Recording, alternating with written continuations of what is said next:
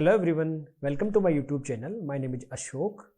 Today in this video, we will discuss on new important features of LWC which are introduced in Spring 23 release. So if you are a Salesforce developer, then you must be good in LWC. And if you want to good in LWC, then these are must-know features for you because these features are very good for development and application performance. So it is better to know these features. And today in this video, we will discuss on multiple important features. So please watch this video till the end. So let's start with first feature, that is select DOM elements with ref. So ref is the new and better way to reference or access HTML elements in component controller or JS file. For example, you have a text box in HTML and in JavaScript file, you want to get the value of that text box. Then you have to get the text box element using query selector, and then you can get the value. So earlier we were using query selector to select DOM elements, but now we should use ref because this is very easy and better in terms of performance. And why this is better, that we will discuss in practical implementation. Now I guess you got it theoretically, like what is ref and why we should use it. So let's jump into practical implementation. And one thing you need to check before start, that is your org API version, because these features are launched as part of Spring 23 release. So your org should be upgraded with this release. And as of now, when I'm recording this video, my older orgs are not upgraded. So I have created new org by filling this form, and I will give this link in description so you can get it from there. Okay. Now let's open VS Code, and here I have already authorized my Spring 23 org. So I'm connected with Spring 23 org. Now let's create new component, ref demo, and let's start by adding HTML markup. So first let's create lightning card and give the title ref demo.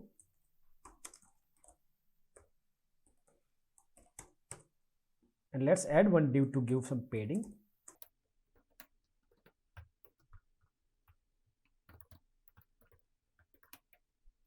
Alright, now add a lightning input and give label account name, and also create lightning button and create on click handler.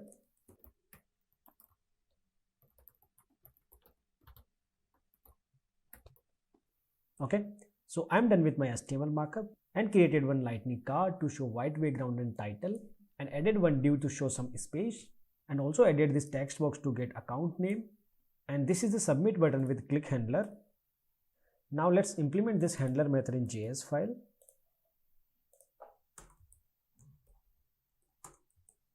Okay, now let's say you want that account name here. So as of now we generally use query selector for that. So let me get account name here with the help of query selector. So let me write code for that.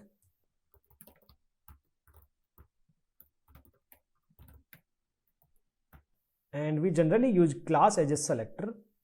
So let me add account name and assign this class to text box.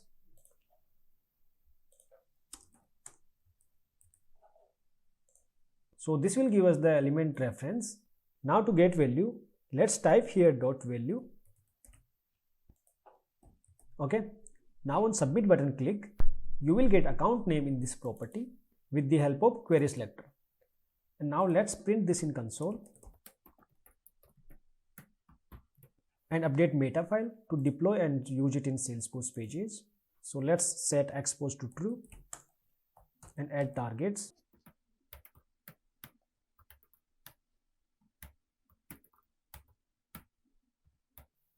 So I have added target for app page, home page and record page. Okay, now let's deploy it. Deployment is done. Now here in my org, I already have created an app page for the demo purpose. So let's quickly add our component on this. So let's edit this page by clicking on this gear icon and edit page link.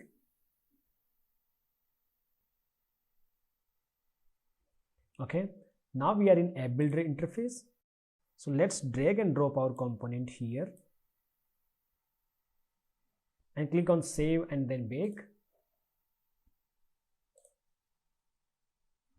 Alright, now you can see our component here with text box and button.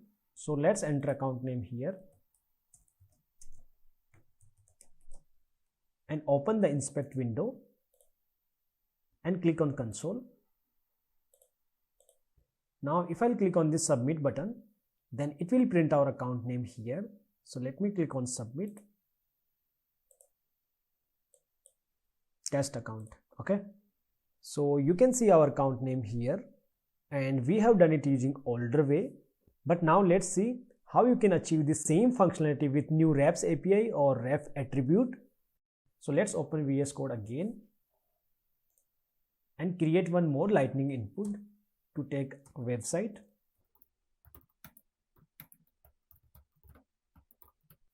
And now here with HTML element, we need to add ref attribute with unique value.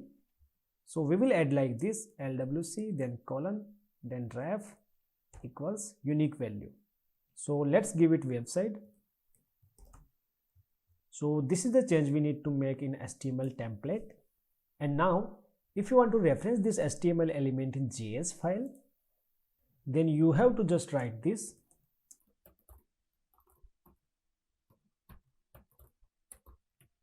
And this will give us HTML element which has website ref attribute, and to get value just add dot value. And if you have multiple elements with same ref value, then it will return last one. For example, let's say we have one more element that is website 1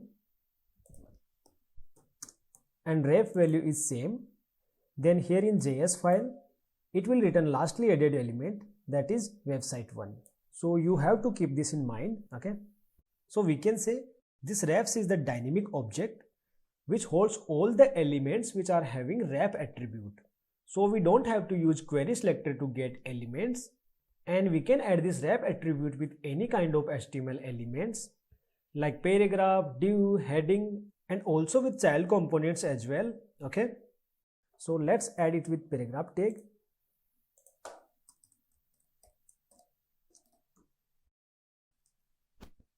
Show website,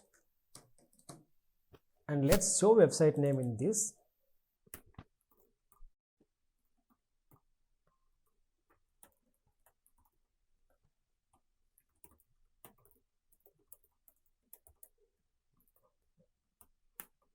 Okay, so what we are doing here, we are assigning text in this show website paragraph tag. So this is how we can get elements from refs and can do anything with these elements, like we can get and set values and assign HTML. And also if you dynamically want to add or remove some HTML or CSS classes, that you can also do. Okay, so now let's quickly save and deploy it.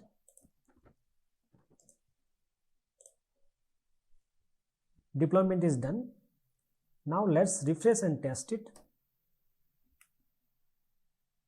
Alright, now you can see website and website 1 here. So let's enter some values. Website 0, website 1. Now once we'll click on this submit button, then website 1 should be visible in this p tag. Okay, because as we have discussed, if we have same ref attribute value with multiple elements, then refs will hold last element. Okay, now if you want to see here on console, like what is the value of refs property, then let's add debugger on this button click, and here in this sources tab you can find your LWC component, this one. Okay, and if you have enabled debug mode, then you can add debugger here. Okay, and now once I'll click on this submit button, debugger will available here. So now let's log this refs property in console.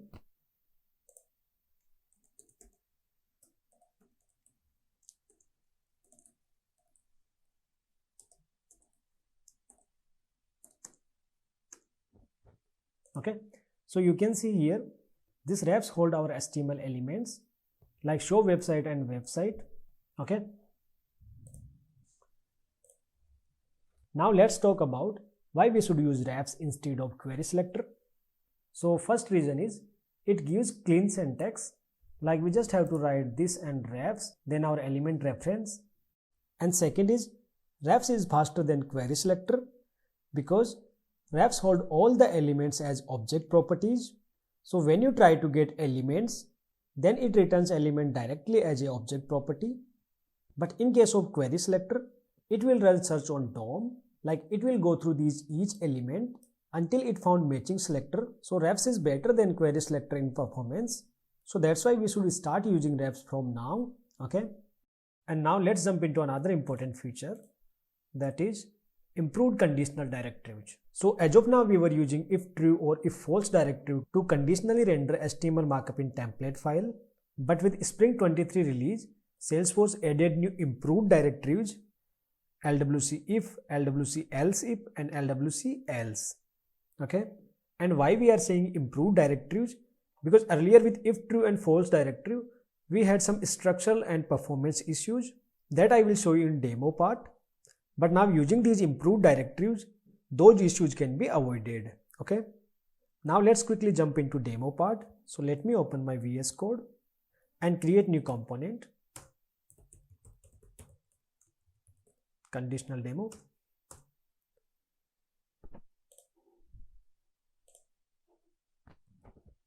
Now for demo purpose, let's copy HTML from ref demo component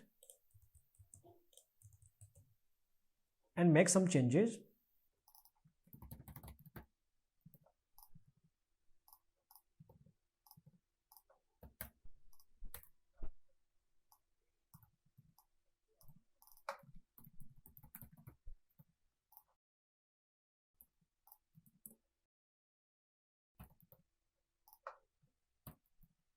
Okay, so here I have changed card title and added ref with account name and removed unwanted HTML. Now we have account name and website with submit button here. And now for demo purpose, let's say if we have something in this account name, then we want to show account name here in bottom part. And if account name is blank, then we will show website. And if website is also blank, then we will show no detail found text here. Okay. So first we will go with older approach, I mean with if true and false directive. So let me write code first, then I will explain it to you.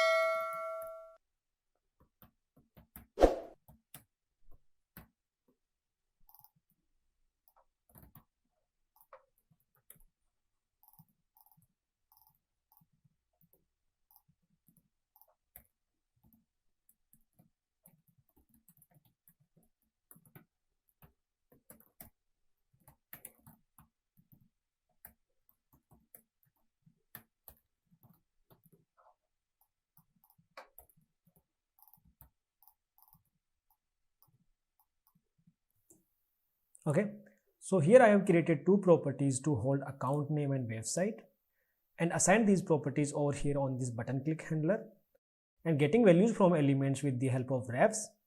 Okay, and here I have created two getter properties to check account name and website exist or not.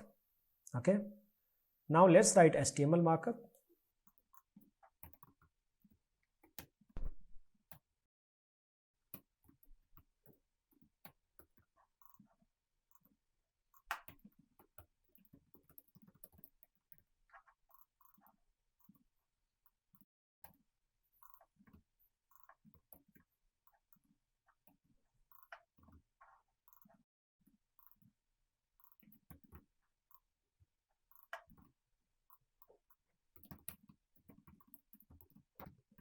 Okay, so I have created this HTML markup here. So first here with the help of if true, I'm checking account name exists.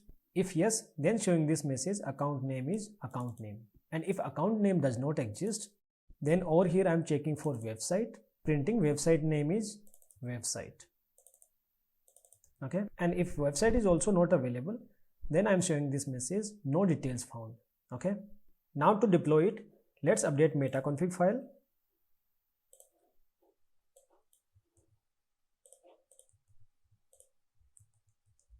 and deploy it. Deployment is done. Now let's edit this page to add new component.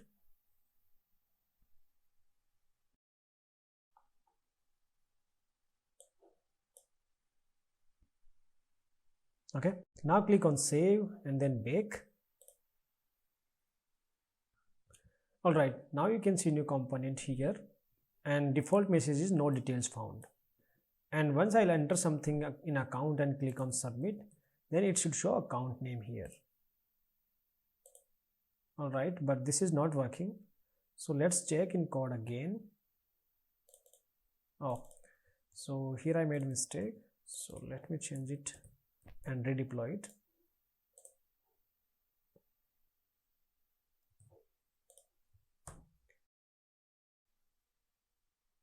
Okay, now let me enter something here and click on submit. Okay, now you can see account name here. Now let me remove it and enter something in website. Okay, now you can see website, and if I'll remove text from here, then again you will see no details found. Okay, so with the help of if true and false directive, we have implemented this and working as expected. But now let's discuss on the issues that we have with if true and false directive. So first thing is we don't have elseif here, so structure is complex, like we have to add one condition into another. Though this is a simple condition, but with complex conditions this structure looks messy. And another issue is this account name exists property will call twice. First it will call for this if true, then for this if false. Either this condition is true, then also it will call again. Okay, so let me add some console statement here to show you.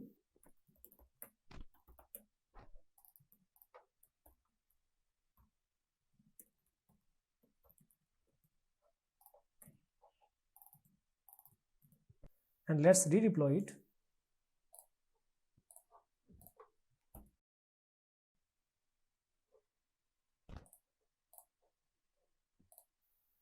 Now let me enter something here and let's click on this submit button. So you can see that getter property called twice, but generally it should call only once because this condition is already true. Okay, so in if true and false, this getter property called multiple times. So these are some issues we have with if true and false directives, but with the help of new LWC directives, we can avoid these issues. So let's implement same requirement with new directives. So let me copy and comment this code.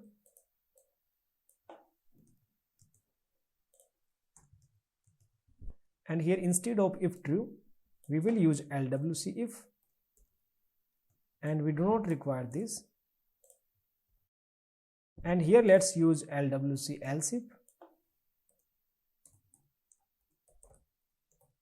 and then at last let's add LWC else.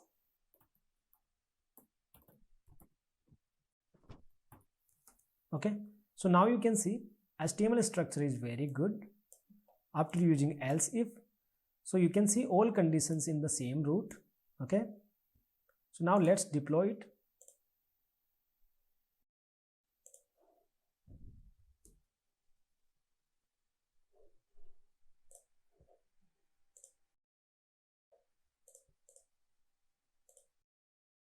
Okay, now you can see default text is no details found, and if I'll enter anything in this account, then you can see account name is here, and also you can notice this getter property called only once.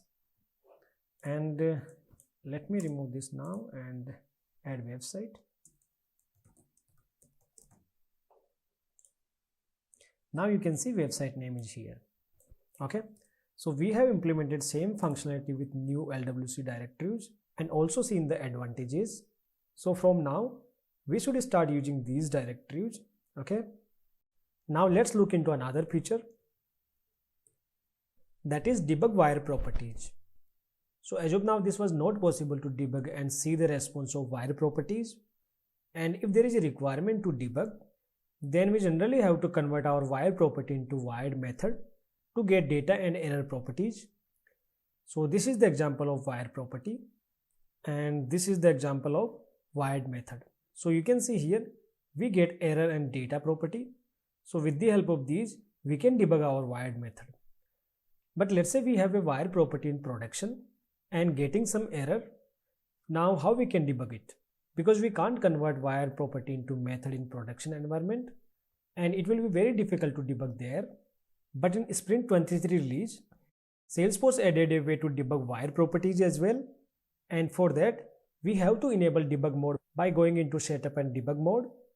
Then in browser console we can see all the details related to wire property. Okay, so now let's see in practical. Create new component,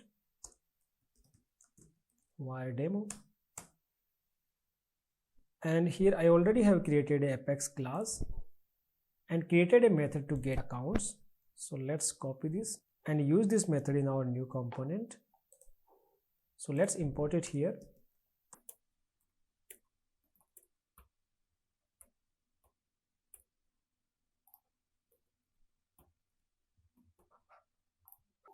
And call using wire decorator.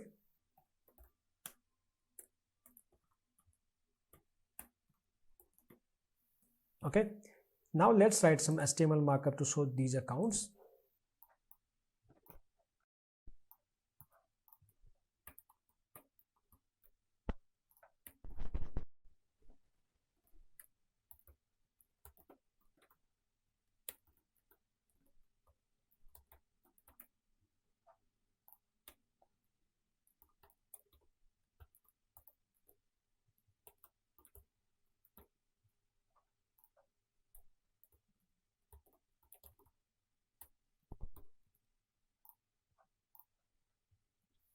Okay, so I'm using for each directive to iterate all the accounts, and let's change this title as well. Now let's make changes in meta config and deploy it.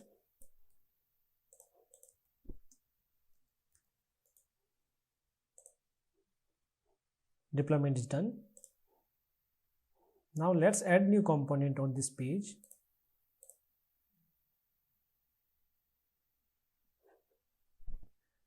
Okay, let's drag and drop it here and quickly click on save, then click on bake. Alright, now you can see component here, but data not populating. So let's debug wire property here, and before going to debug, please make sure to enable debug mode, and if debug mode is on for you, then this message will be visible on top. Okay, now let's open browser inspect window and select our component root node, this one, c-wire demo. Now let's click on console window and let's press $0. It will show selected element in console. So you can see our component here, and also you can see this debug object here, and once we will expand it, it will show wire. So under this wire you can see all the wire properties that we have in our component, and you can see accounts here, and now here you can see all the details related to this wire property. So let's expand it, and under this data you will see data and error property, and data is undefined because we got an error in Apex method, and in this error property you can see all the details related to error. So the error is too many DML statements 1. Now let's correct this error and check again. So error was due to this DML statement because we can't perform DML in caseable true method, and I have just added this for demo purpose. So let's remove and redeploy it.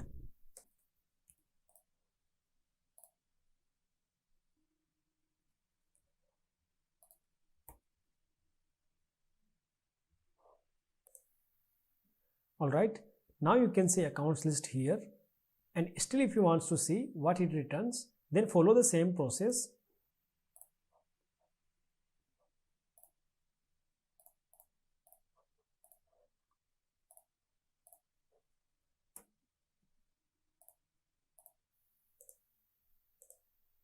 Okay, now you can see whatever our Apex method is returning into this data property, and error is undefined, and with the same process you can debug both wired method and properties. Okay, so we have seen like how useful this feature for us. Now let's see what next we have. RefreshView API. So this is in beta version right now and similar to RefreshView in Aura, but this built on top of latest web standards. So performance is very good and this can be used in both Aura and LWC. Okay, now let's discuss what it will do. So it will synchronize component data without page refresh, and what it means. So to understand better, let me show you in demo.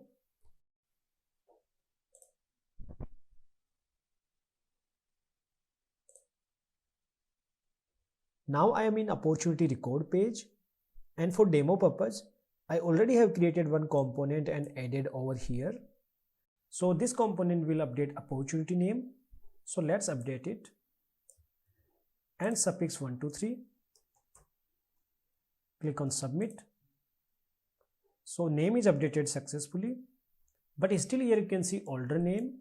Now if you want to show updated name here, then you have to refresh this page, right? But now with the help of this new feature, we can update data in whole page without doing refresh.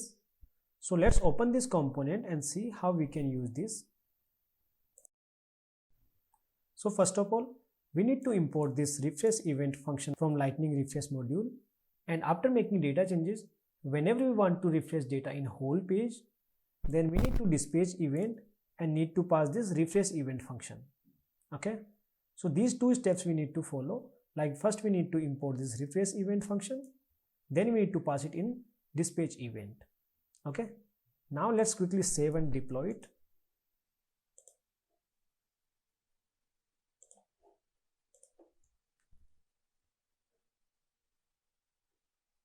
Now you can see 123 with the opportunity name. So let's save it without 123. And once I'll click on this submit button, then from here also 123 should be removed. Okay, so let's click on this submit. Alright, so 123 has been removed from here as well. Okay, so this is a very important feature and help us to show updated data on page without doing refresh. Okay. Alright, so I think we have covered 4 new important LWC features which are introduced in Spring 23 release. And that's it for this video. If you have any kind of doubt or question, then do let me know in the comments. And if you learn anything new from this video, then please like and subscribe my YouTube channel. And thank you for watching this. I will see you in next video.